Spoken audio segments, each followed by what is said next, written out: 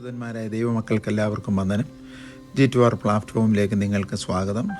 G2R എന്നാൽ Genesis to revelation, ഉൽപ്പത്തി പുസ്തകം മുതൽ വെളിപ്പാട് പുസ്തകം വരെയുള്ള ആത്മീയമായ വിഷയങ്ങൾ സമഗ്രമായി പഠനം ചെയ്യുന്ന ഒരു വിഷയമാണത്. എൻ്റെ പേര് കുരുവിള വർഗീസ്. ദൈവം നിങ്ങളെ അനുഗ്രഹിക്കട്ടെ. ഇസ്രായേൽ ജനങ്ങളുടെ ആരാധനാ കേന്ദ്രമായിരുന്ന സമാഗമ കൂടാരത്തിലെ യാഗപീഠം, അതിൽ അർപ്പിക്കപ്പെട്ട യാഗം, വാഗ്ദത്തം വന്ന ശേഷം അവർക്ക് നിരന്തരമായി അർപ്പിക്കപ്പെടുവാൻ, വർഷം തോറും ആചരിക്കപ്പെടുവാൻ കൊടുത്ത ഉപദേശ യാഗവിഷയങ്ങളാണ് ലേവ്യ പുസ്തകം 7:23 നാം ചിന്തിച്ചുകൊണ്ടിരിക്കുന്ന വിഷയങ്ങൾ. അതിൽ സമാധാനയാഗം എന്നുള്ള വിഷയത്തെക്കുറിച്ച് പഠിക്കുകയായിരുന്നു.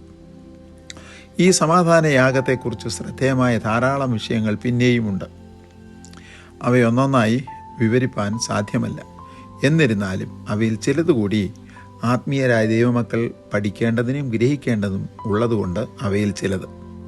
ഒന്ന്, ഭോജനയാഗത്തിൻ്റെ ഒരു കൈ നിറയെ മാവും എണ്ണയും യാഗപീഠത്തിന്മേൽ എരിഞ്ഞടങ്ങുന്നു. ശേഷിച്ചിരിക്കുന്നത് മുഴുവൻ യാഗം അർപ്പിച്ച പുരോഹിതനും അവനോടടുത്ത് അവൻ്റെ കുടുംബത്തിൽ ജീവിക്കുന്ന വീട്ടുകാർക്ക് മാത്രം. ലേവ്യ പുസ്തകം 2:3-10. എന്നാൽ ദൈവപുത്രൻ മനുഷ്യൻ്റെ സമാധാനത്തിനുള്ള നിവേദിതനായി ആ രാത്രി തൻ്റെ മാംസത്തിൻ്റെ നിഴലായ അപ്പവും രക്തത്തിൻ്റെ നിഴലായ മുന്തിരിച്ചാറും കരങ്ങളിലെടുത്ത് നുറുക്കിയും വാഴ്ത്തിയും തന്നിൽ വിശ്വസിച്ചവരും വിശ്വസിക്കുവാനിരിക്കുന്നവരും യുഗാന്ത്യം വരെ ഈ ലോകത്തിൽ പാർക്കുന്നവരുമായ അനേകർക്കു വേണ്ടി പാപമോചനത്തിനായി ചൊരിഞ്ഞ പുതിയ നിയമത്തിനുള്ള എൻ്റെ രക്തം.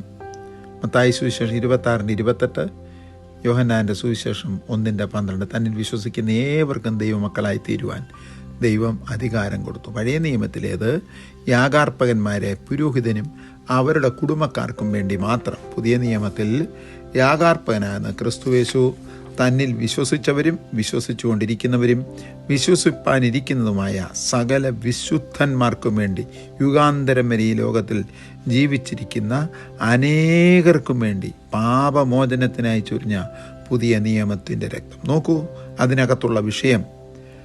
2, യാഗപീഠത്തിന്മേൽ അർപ്പിക്കപ്പെടുന്ന നേരിയ മാവും എണ്ണയും കുന്തുരുക്കവും എരിഞ്ഞടങ്ങി അശേഷം ഒന്നും ശേഷിക്കാതെ ചാമ്പലാകുന്നു. യേശുക്രിസ്തു എന്ന ഭോജനയാഗ വസ്തു മരിച്ചടക്കപ്പെട്ട് കല്ലറയിൽ നിന്നും 3-ാം നാൾ ഉയർത്തെഴുന്നേറ്റു. തന്നെ ക്രൂശിൽ നിന്നിറക്കി കല്ലറയിൽ വയ്ക്കപ്പെട്ട് കഴിഞ്ഞപ്പോൾ യേശുക്രിസ്തു എന്ന ദൈവകുഞ്ഞാട് പിന്നീട് ലോകത്തിൽ ഇല്ല.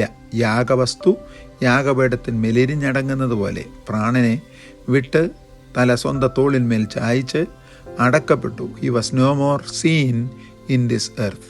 എന്നാൽ അവിടെ തീരുന്നില്ല. ഭോജനയാഗം യാഗപീഠത്തിന്മേൽ എരിഞ്ഞടങ്ങി ചാമ്പലായി ഒന്നുമില്ലാതാകുമ്പോൾ യേശുക്രിസ്തു എന്ന ദൈവപുത്രനാകട്ടെ, ദൈവത്തിൻ്റെ കുഞ്ഞാടാകട്ടെ, ക്രൂശിൽ മരിച്ച് കല്ലറയ്ക്കുള്ളിൽ അടക്കപ്പെട്ട് അവിടെ ചരിത്രം അവസാനിക്കുന്നില്ല. ലോകചരിത്രത്തെ 2 വിഭജിച്ചുകൊണ്ട് ലോകചരിത്രത്തിൽ ഒരു വ്യക്തിക്കും സാധിക്കാതെ വണ്ണം എന്നേക്കുമായി ഏകവ്യക്തിയായി മരിച്ച് 3-ാം നാൾ ഉയർത്തെഴുന്നേറ്റു. മത്തായി സുവിശേഷം 20:19. മരണത്തിന് മുൻപ് താൻ പറഞ്ഞ പ്രവചനങ്ങളാണത്.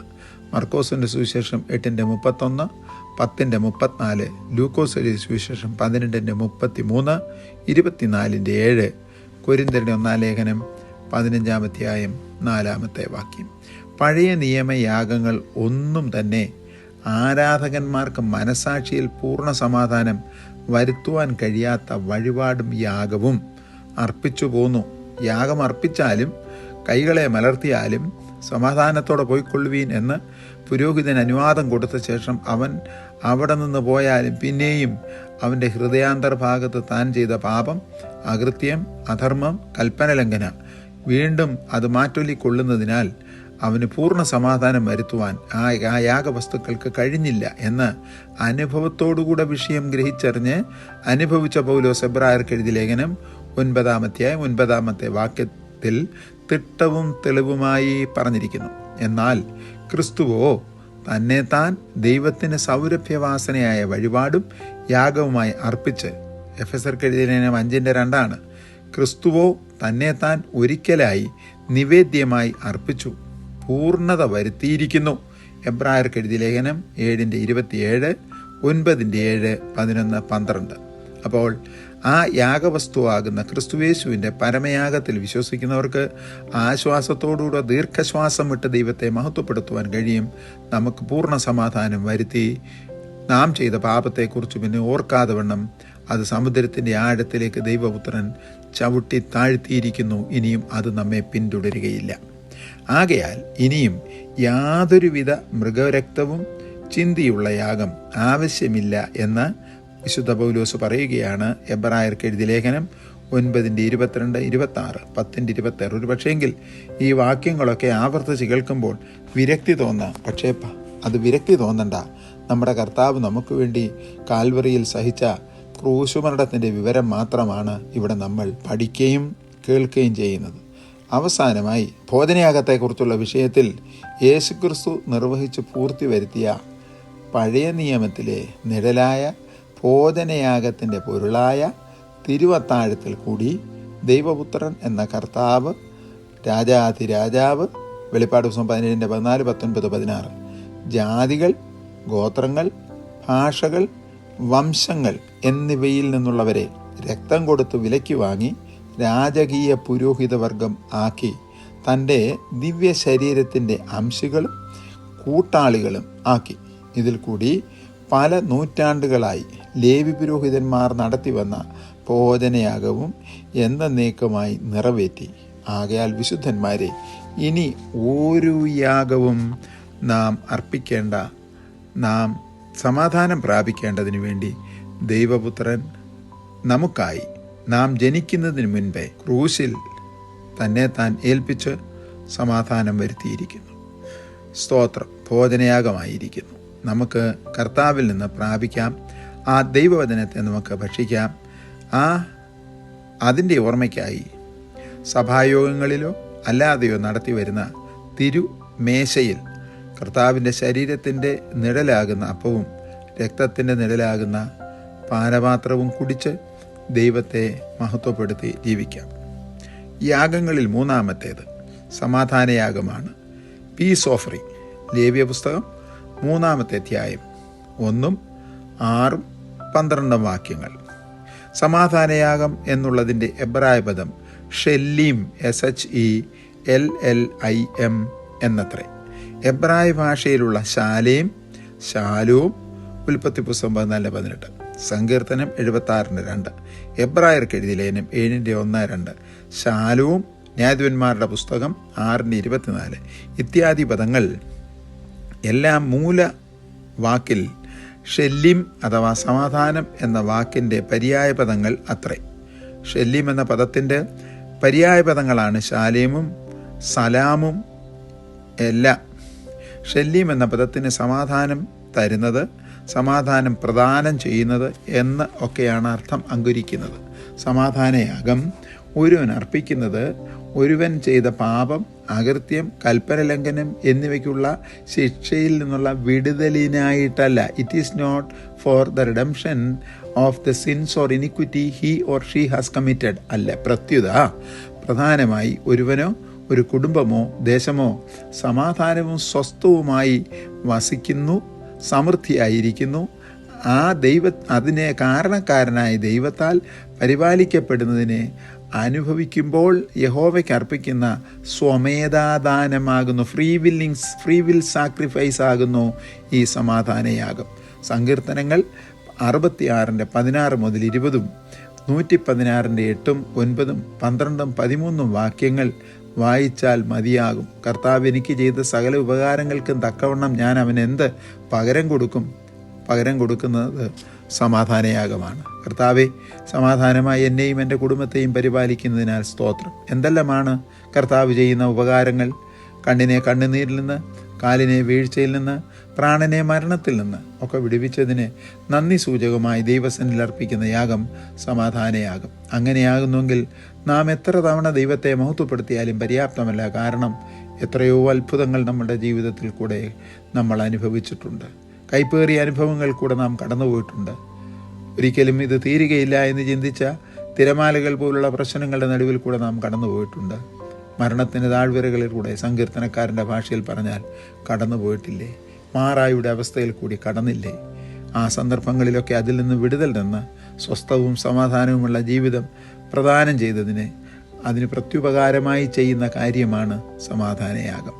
ഇവിടെ ശ്രദ്ധിക്കുക, വാഗ്ദത്തദേശത്ത് എത്തിയ ശേഷം മണ്ണുകൊണ്ടോ ചെത്താത്ത കല്ലുകൊണ്ടോ യാഗപീഠമുണ്ടാക്കി വാഗ്ദത്തദേശം സ്വന്തമായി ലഭിച്ച് സമാധാനമായി ജീവിക്കുന്നതിന് പ്രത്യുപകാര സ്മരണയായി അവർ ഹോമയാഗങ്ങളും സമാധാനയാഗങ്ങളും അർപ്പിച്ചു വന്നു.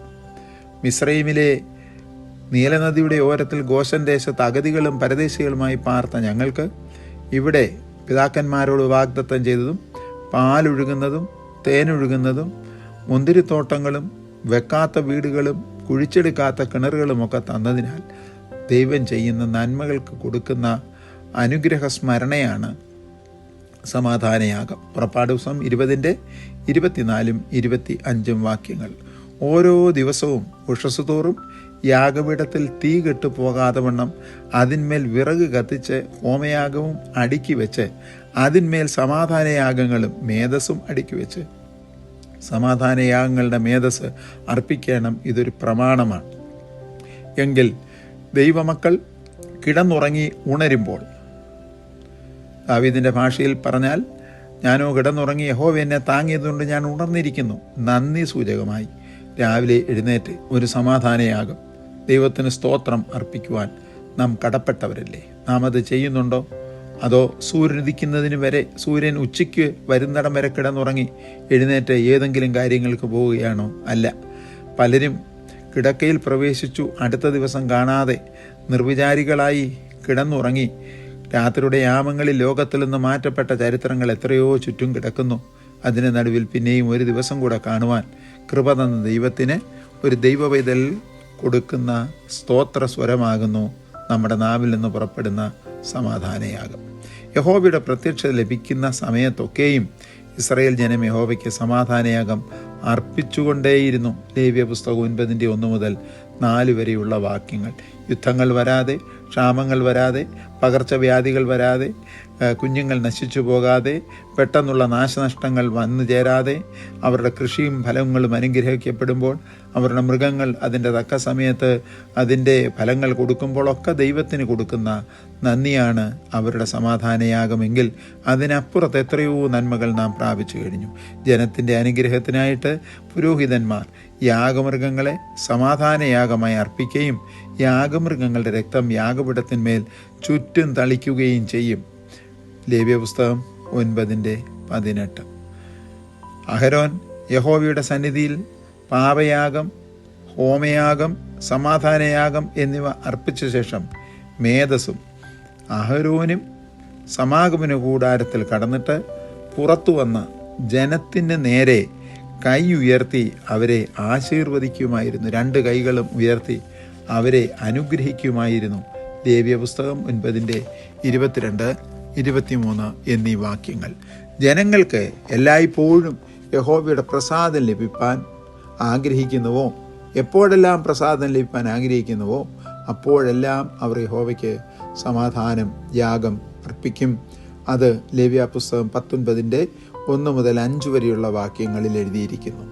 നാസിർ വ്രതക്കാരൻ്റെ വ്രതകാലം തികയുമ്പോൾ ശുദ്ധീകരണത്തിൻ്റെ ഭാഗമായി സമാധാനയാഗം അർപ്പിക്കുന്നു. എന്തിനാണ് എന്ന് ചോദിച്ചാൽ, നാസിർ വ്രതക്കാരൻ്റെ നാസിർ വ്രതം തെറ്റാതെ അവൻ്റെ മാതാവോ പിതാവോ അവൻ്റെ സഹോദരന്മാരോ അടുത്തുള്ള ചാർച്ചക്കാരോ മരിച്ചുപോയി അവൻ്റെ നാസിർ വ്രതം തെറ്റാതെ ശവത്താൽ അശുദ്ധനാകാതെ അവരുടെ ഇരിക്കുമ്പോൾ പെട്ടെന്ന് അടുത്തിരുന്നവൻ മരിച്ചുപോയി, അവൻ നാസിർവ്രതം തെറ്റി അവൻ അശുദ്ധനായി. അങ്ങനെയുള്ള ദുഷ്ടസംഭവങ്ങൾ ഒന്നും നടക്കാതെ അവൻ്റെ നാസിർ വ്രതകാലം തികഞ്ഞു കഴിയുമ്പോൾ ശുദ്ധീകരണത്തിൻ്റെ ഭാഗമായി സമാധാനയാഗം അർപ്പിക്കുമായിരുന്നു. ദൈവത്തിന് സ്തോത്രം. അവർക്ക് ആചരിപ്പാൻ നൽകിയ ഉത്സവങ്ങളിലും മാസാരംഭങ്ങളിലും ഹോമയാഗങ്ങളും സമാധാനയാഗങ്ങളും കഴിക്കുമ്പോൾ അവ ജനത്തെ അറിയിക്കേണ്ടതിന് അവർ കാഹളമൂതുമായിരുന്നു. സമാധാനം ലഭിച്ചിരിക്കുന്നത് കൊണ്ടാണ് ഞാൻ ഈ യാഗം കഴിക്കുന്നത്. ഭവനത്തിൻ്റെ മുൻപിലും പോകുന്ന വഴിയിലും വരുന്ന വഴിയിലും ഒക്കെ അവർ കാഹളം ഊതും. എന്തിനാണെന്ന് ഊതുന്നവർക്കും കേൾക്കുന്നവർക്കും അറിയാം. അതൊരു മർമ്മമായിരുന്നു. സംഖ്യാപുസ്തകം 10:10, 29, 39, 39 വാക്യം. ശ്രദ്ധിക്കണം, ദൈവം നമുക്ക് ചെയ്യുന്ന നന്മകൾ രഹസ്യമായി സൂക്ഷിക്കുകയല്ല വേണ്ടത്, അത് പരസ്യമാക്കുകയും ചെയ്യണം.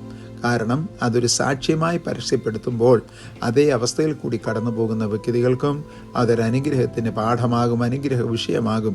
ഒരു സാക്ഷ്യം മറ്റൊരു സാക്ഷ്യത്തെ ഉളവാക്കും. സാക്ഷി മറ്റൊരു സാക്ഷ്യത്തെ ഉളവാക്കുകയല്ല. സാക്ഷി എന്ന പദത്തിന് കണ്ടതും കേട്ടതും പറയുക. സാക്ഷ്യം എന്ന് പറഞ്ഞാൽ താൻ അനുഭവിച്ചത് പറയുക. ദൈവസഭയിൽ സാക്ഷി വേണ്ട, ദൈവസഭയിൽ സാക്ഷ്യമാണ് വേണ്ടത്. അവർ യോർദാൻ കടന്ന് യഹോവ തരുന്ന ദേശത്ത് എത്തിയ ദിവസം എബ്ബാൽ പർവ്വതത്തിൽ കല്ലുകൾ നാട്ടി കുമ്മായം പൂശിയ ശേഷം ന്യായപ്രമാണത്തിൻ്റെ വചനങ്ങൾ അവയിൽ എഴുതുകയും അവിടെ കല്ലുകൊണ്ട് യാഗപീഠം പണിത്, ചെത്താത്ത കല്ല് കൊണ്ട് യാഗപീഠം പണിത് അതിന്മേൽ ഹോമയാഗങ്ങളും സമാധാനയാഗങ്ങളും അർപ്പിക്കുകയും ചെയ്തു. ദൈവം പുറപ്പാട് പുസ്തകം 20-ാം അധ്യായത്തിൽ പറഞ്ഞതാണല്ലോ, വാഗ്ദത്തത്തിന് ശേഷം ആരെങ്കിലും ഒരു യാഗപീഠം പണിതാൽ ചെത്താത്ത കല്ലുകൊണ്ട് നിന്റെ ആയുധങ്ങളൊന്നും അതിൽ തൊടരുത് എന്ന് പറഞ്ഞാൽ നിന്റെ ബുദ്ധിയുടെ പ്രമാണത്തിലുള്ള യാതൊരു പ്രയോഗങ്ങളും ദൈവം തന്നിരിക്കുന്ന ദൈവിക ന്യായപ്രമാണത്തിലോ കൽപ്പനകളിലോ തൊടരുത്. അത് തൊട്ടാൽ നിന്റെ ആയുധങ്ങൾ കൊണ്ട് തൊട്ടാൽ അത് അശുദ്ധമാകും. സ്തോത്രം.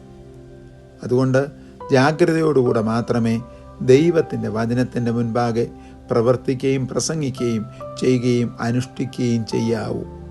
വാഗ്ദത്തദേശത്തെത്തിയ ശേഷം യോശുവ മോശയുടെ ന്യായപ്രമാണത്തിൽ എഴുതിയിരിക്കുന്നത് പോലെ ചെത്തുകയോ ഇരുമ്പ് തൊടുവിക്കുകയോ ചെയ്യാത്ത കല്ലുകൊണ്ട് യാഗപീഠം ഉണ്ടാക്കി അതിന്മേൽ യഹോവയ്ക്ക് ഹോമയാഗങ്ങളും കണ്ടോണേ സമാധാനയാഗങ്ങളും അർപ്പിച്ചു. ദൈവമേ, മിസ്രൈമിൽ പാർത്തിരുന്ന അടിമകളായ ഞങ്ങൾ, ഊഴിയവിചാരന്മാർ ഞങ്ങളെ അടിച്ചും ഇടിച്ചും ഉപദ്രവിച്ചും കഠിനവേല ചെയ്യിച്ചു കൊണ്ടിരുന്നിടത്ത് നിന്ന് തീരെഴുതി കിട്ടിയ പോലെ സർവ്വസ്വാതന്ത്ര്യമായി തന്നിരിക്കുന്ന ഈ ദേശത്ത് ഞങ്ങളെ കൊണ്ടുവന്നതിനാൽ ഞങ്ങൾ അങ്ങേക്ക് സ്വാതന്ത്ര്യമായി ഹോമയാഗങ്ങളും സമാധാനയാഗങ്ങളും അർപ്പിക്കുന്നു എന്ന് പറഞ്ഞ് യോശുവ 8:30-31 കർത്താവിന് യാഗങ്ങൾ അർപ്പിച്ചു. ഇസ്രായേൽ ജനങ്ങൾ ആദ്യ രാജാവിനെ അഭിഷേകം ചെയ്ത ശേഷം ഗിൽഗാലിൽ വെച്ച് ശമൂവേൽ ഹോമയാഗങ്ങളും സമാധാനയാഗങ്ങളും കഴിച്ചു. എന്ന് വെച്ചാൽ ഇനിയും ഞങ്ങൾക്കൊരു രാജാവില്ലാത്തത് കൊണ്ട് ന്യായാധിപന്മാരുടെ കാലത്തും ദേശത്ത് വാർത്തിരുന്ന അന്യജാതിക്കാരും വിദേശ ശക്തികളും ഞങ്ങളോട് യുദ്ധത്തിന് വന്ന് ഞങ്ങളെ ഭാരപ്പെടുത്തുകയും അടിമകളാക്കുകയും ചെയ്തതുപോലെ ഇനിയും ഞങ്ങൾക്ക് അങ്ങനെ യുദ്ധമില്ലല്ലോ, ദൈവം ഞങ്ങൾക്കൊരു രാജാവിനെ തന്നല്ലോ എന്ന് പറഞ്ഞാണ് സമാധാനത്തോടെ സമാധാനയാഗം അർപ്പിച്ചത്. അനന്തരം ദാവീദ് രാജാവ് യഹോവയുടെ പെട്ടകം തൻ്റെ പട്ടണത്തിൽ കൊണ്ടുവന്നു അതിനായിട്ട് അടിച്ചിരുന്ന കൂടാരത്തിൽ വെച്ച ശേഷം യഹോവയുടെ സന്നിധിയിൽ ഹോമയാഗങ്ങളും സമാധാനയാഗങ്ങളും അർപ്പിച്ചു. ദൈവത്തിന് സ്തോത്രം. ഗിൽഗാലിൽ ഇരുന്ന യാഗപീഠം ദൈവത്തിൻ്റെ സന്നിധിയിൽ അതിനുവേണ്ടി അടിക്കപ്പെട്ട കൂടാരത്തിൽ വ്യക്തിപരമായി ദൈവത്തിൻ്റെ അവകാശം നമുക്ക് തരുമ്പോൾ നന്ദിയുള്ളവരായി ദൈവത്തിന് ഹോമയാഗങ്ങളും സമാധാനയാഗങ്ങളും അർപ്പിക്കണം. ശമൂവേലിൻ്റെ 2-ാമത്തെ പുസ്തകം 6-ാം അധ്യായം 17-18, ദിനവൃത്താന്തം 1-ാമത്തെ പുസ്തകം 16-ാം അധ്യായം 1-2 വാക്യങ്ങൾ. ഒരിക്കൽ കൂടെ ശമൂവേൽ 2-ാമത്തെ പുസ്തകം 6-ാമത്തെ അധ്യായം 17-18, ദിനവൃത്താന്തം 1-ാം പുസ്തകം 16-ാം അധ്യായം 1-2 വാക്യങ്ങൾ. അപ്പോൾ സമാധാനം അർപ്പിക്കുന്ന യാഗമാണ് സമാധാനയാഗം. സമാധാനത്തോടെ പാർക്കുന്ന നമ്മൾക്ക് തുടർന്നും ആവോളം ദൈവസന്നിധിയിൽ സമാധാനയാഗങ്ങൾ അർപ്പിച്ച് ദൈവത്തെ മഹത്വപ്പെടുത്താം. അതിനുവേണ്ടി യാഗപീഠമൊരുക്കി മൃഗത്തെ അർപ്പിക്കുകയല്ല, കർത്താവ് തന്ന സമാധാനത്തിനായി സ്തോത്രം സ്തോത്രം സ്തോത്രം പറഞ്ഞ് ദൈവത്തെ മഹത്വപ്പെടുത്താം. കർത്താവെ, കേൾവിക്കാരായ ദൈവദാസീദാസന്മാരെ എല്ലാവരെയും തുടർന്നും അനുഗ്രഹിക്കുകയും തിരുവചനത്തിലെ മറ്റു മർമ്മങ്ങൾ ഗ്രഹിപ്പാൻ അവരുടെ ഹൃദയദൃഷ്ടികളെ പ്രകാശിപ്പിക്കുകയും ചെയ്യും. എല്ലാ മഹത്വവും അങ്ങേക്ക് അർപ്പിച്ചുകൊണ്ട് അവരെ അനുഗ്രഹിച്ച് പ്രാർത്ഥിക്കുന്നു. കേൾക്കണമേ.